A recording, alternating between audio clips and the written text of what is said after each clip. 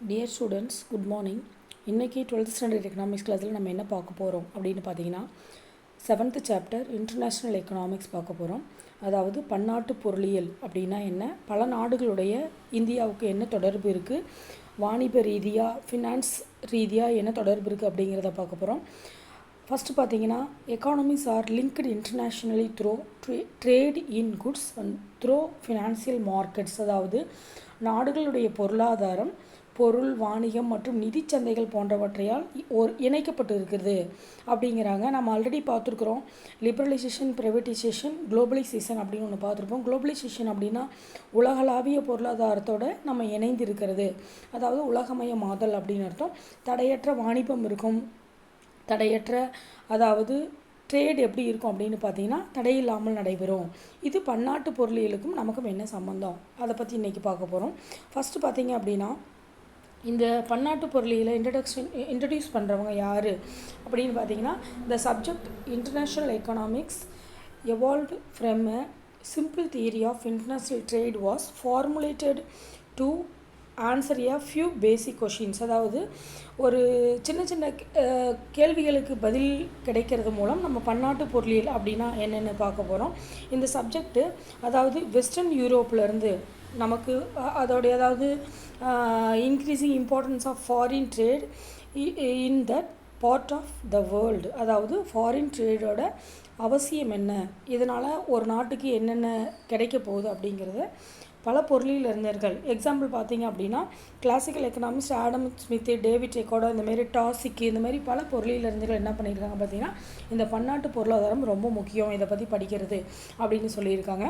Next எதுக்காக இது எதுக்காக படிக்கணும், இதோட இம்பார்ட்டன்ஸ் என்னென்ன, எதுக்காக இது ஸ்டடி பண்ணணும் அப்படின்னு பார்த்தீங்கன்னா, அதாவது கேபிட்டல் ஃப்ளோ எப்படி இருக்குது, technology transfer, rate of exchange, balance of payment, increasing related to tariff, அதாவது சுங்க வரி தீர்வைகள், வரி எப்படி கொடுக்க போகிறோம், ப்ரொடக்ஷன் எப்படி இருக்குது, அதாவது பாதுகாப்பு எப்படி இருக்குது, free trade, investment flow, role of fiscal and monetary policies, அதாவது நிதியியல் பொருளாதாரம், பணவியல் பொருளாதாரமும் உலகளாவிய அளவில் எப்படி இருக்குது.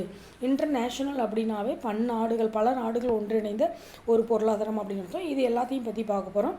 First meaning of international trade அப்படின்னா என்ன, அதாவது பன்னாட்டு பொருளியல், பன்னாட்டு வாணிபம் அப்படின்னா என்ன. ஃபஸ்ட்டு பன்னாட்டு பொருளியல் அப்படின்னா என்ன அப்படின்னு பார்த்தோம்னா, அதாவது குட்ஸ் அண்ட் சர்வீசஸ், அதாவது ஒரு நாடுகளுக்குள்ள, அதாவது ஒரு நாட்டிலேருந்து இன்னொரு நாடுகளுக்குள்ளே ஏற்படக்கூடிய டிரான்சாக்ஷன். அதாவது international economics is that branch of economics which is concerned with the exchange of goods and services between 2 or more countries. அதாவது 2 நாடுகள் அல்லது பல நாடுகளுக்கு இடையே இருக்கக்கூடிய தொடர்பை தான் நம்ம என்ன சொல்கிறோம் அப்படின்னு பார்த்தீங்கன்னா இன்டர்நேஷ்னல் எக்கனாமிக்ஸ் அப்படின்னு சொல்கிறோம்.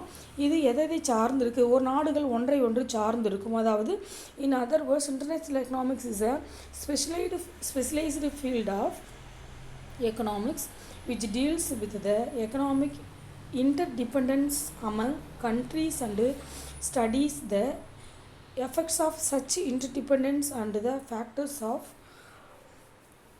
that affect it. அதாவது ஒரு நாடு, பல நாடுகள் ஒன்றோடொன்று சார்ந்திருத்தல், அந்த சார்ந்திருக்கும் நாடுகளை தீர்மானிக்கக்கூடிய காரணிகள் என்னென்ன, எதற்காக சார்ந்திருக்குது. இப்போ வாணிப ரீதியாக ஒரு நாடுகளுக்குள்ளே எக்ஸ்சேஞ்ச் இருக்கலாம், அல்லது கல்வி சம்மந்தமான எக்ஸ்சேஞ்ச் இருக்கலாம், அல்லது கலாச்சாரம் சம்மந்தமான எக்ஸ்சேஞ்ச் இருக்கலாம். இந்தமாரி என்ன டிரான்சாக்ஷனுக்காக இந்த நாடுகள் ஒன்றை ஒன்று சார்ந்திருக்குது அப்படிங்கிறத பார்க்க போகிறோம். இதோடைய சப்ஜெக்ட் மேட்டர்ஸ் என்ன அப்படின்னு பார்த்தீங்கன்னா, first pure theory of trade, அதாவது தூய வாணிப கோட்பாடு அப்படின்னா என்ன அப்படின்னு பார்த்தீங்கன்னா, அதாவது பியூர் தியரி ஆஃப்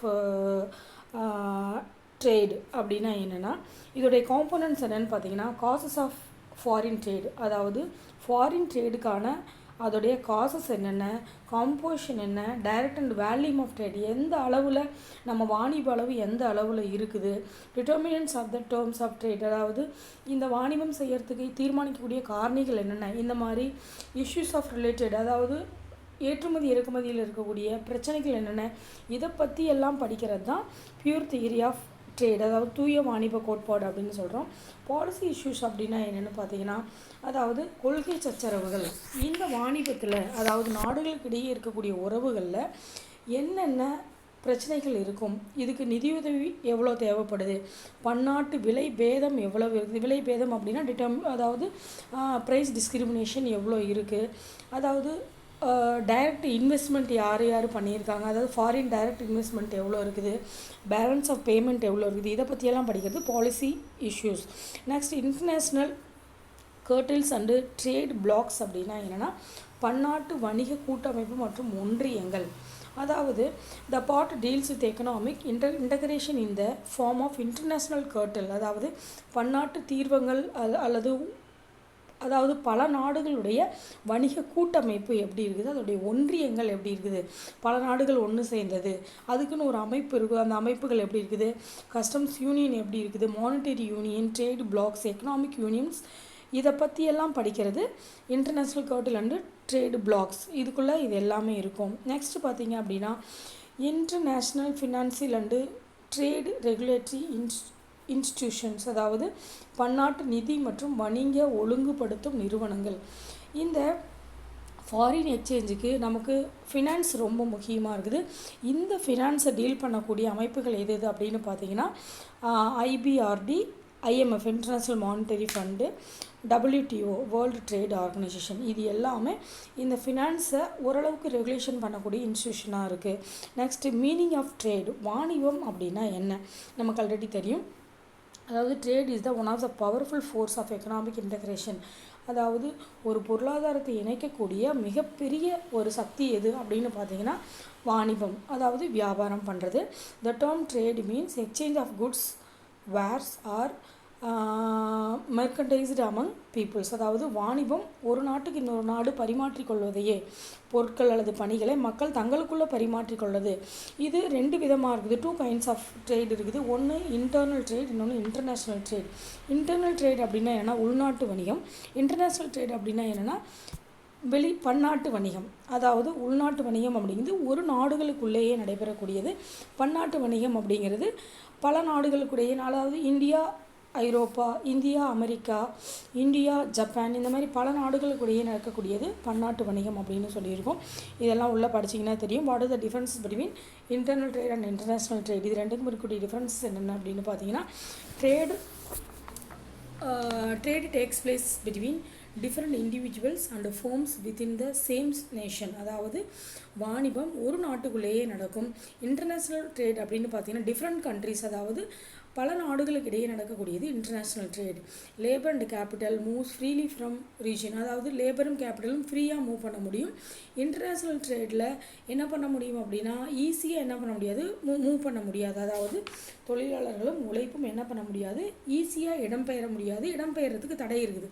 இப்போ நம்ம நாட்டுக்குள்ளே இங்கேருந்து எந்த ஊருக்கு வேணாலும் போய்க்கலாம் இந்தியாவுக்குள்ளே, ஆனால் இதே நீங்கள் இந்தியாவில் தான் ஜப்பான் போகிறதுக்கு நிறைய ரெஸ்ட்ரிக்ஷன் இருக்குது. அந்த மாதிரி next there will be free flow of goods and services since there is no restriction, அதாவது எந்த ரெஸ்ட்ரிக்ஷனும் இருக்காது. பட் இதில் நம்பர் ஆஃப் ரெஸ்ட்ரிக்ஷன் இருக்குது, நிறைய கட்டுப்பாடுகள் இருக்குது. டேரிஃப் ஆகட்டும், அதாவது வாணிப அளவாகட்டும், அதுக்கு உண்டானக்கூடிய செலுத்தக்கூடிய வரி ஆகட்டும், எல்லாத்துலேயும் நிறைய கட்டுப்பாடுகள் இருக்குது. There is only one common currency, ஒரே ஒரு பண மதிப்பு பயன்படுத்தப்படும்.